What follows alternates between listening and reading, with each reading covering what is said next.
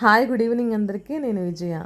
Kids bedroom వైపు ఉన్న బాల్కనీలో కుండీలో మొలిచిన తోటకూర అనమాట.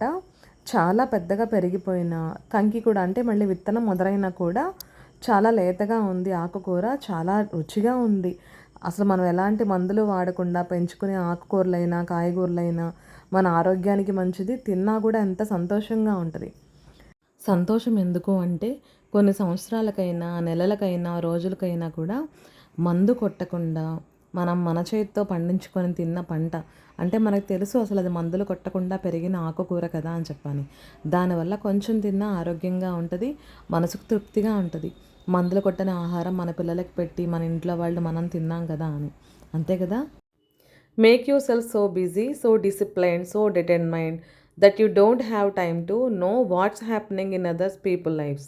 Make pointless comparisons or irrational opinions. Stay focused and devoted to yourself. మన బిజీ స్కెడ్యూల్ అని ఎప్పుడు చెప్పుకుంటూ ఉంటాం కదా. అది ఎలా అంటే ఇల్లు చక్కబెట్టుకోవడం, పిల్లల్ని చూసుకోవటం, వాళ్ళని చదివించుకోవటము, వాళ్ళకి నచ్చినట్టు వండి పెట్టుకోవటము, వాళ్ళు ఎలా పెరుగుతున్నారు, ఎలా మాట్లాడుతున్నారు, వాళ్ళు పద్ధతిగా ఉన్నారా లేదా అని ఒక మదర్గా మనం చెక్ చేసుకోవటము, వాళ్ళకి రాని ఉంటే మనం నేర్పాల్సినవి ఉంటే నేర్పటము, ఇంకా ఏదో చేయాలి అంటే ఒక కుటుంబానికి హెల్ప్ అయ్యేలాగా మనకంటూ ఒక గుర్తింపు ఉండాలి. మనం కూడా ఏదన్నా చేస్తే బాగుంటుంది కదా, ఒక బిజినెస్ అని ఏదన్నా స్టార్ట్ చేస్తే అది కూడా ఓర్వలేని వాళ్ళు ఉన్నారా అనేది అని అర్థమవుతుందన్నమాట.